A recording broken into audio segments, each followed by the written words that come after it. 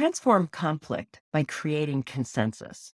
Not everyone likes a good fight, especially for those who are conflict averse. Sliding down the slippery slope of conflict and disagreement can be one of the most uncomfortable feelings of all.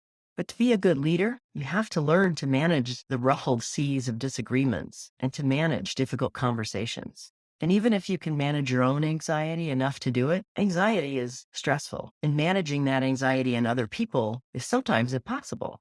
So wouldn't it be better to find a confident way of avoiding the anxiety and transforming it into something more positive for yourself and other people? An approach that invites other people to come along from a place of discomfort to a place of connection.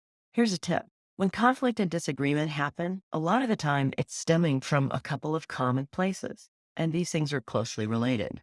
Quite often, people are not feeling heard, so they want to get more strident.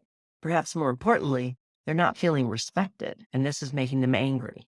And it's a natural human response to feeling ignored and disrespected, to stand up and yell louder and make your presence known. And this is how people end up taking extreme positions and becoming more strident and noisier and confrontational. So here's the trick to managing conflict, especially before it gets out of hand. Look at the other person that you're disagreeing with and believe they have something valuable to offer, even if you don't know what it is yet. And then listen to them without judgment to figure out what that is. You'll probably have to ask them a lot of questions because sometimes they don't even know what the most valuable aspect of their own position is.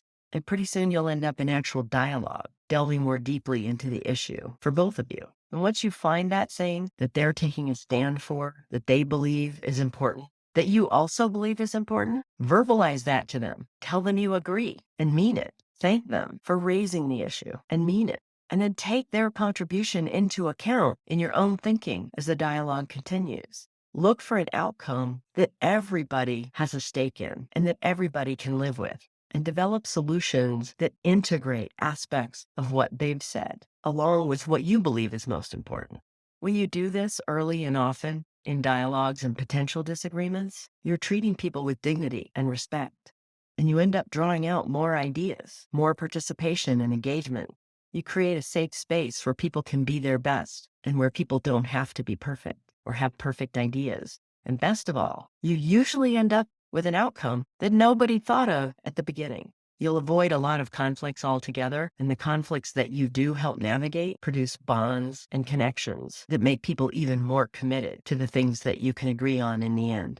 How do you manage conflict productively? Share your wisdom in comments below.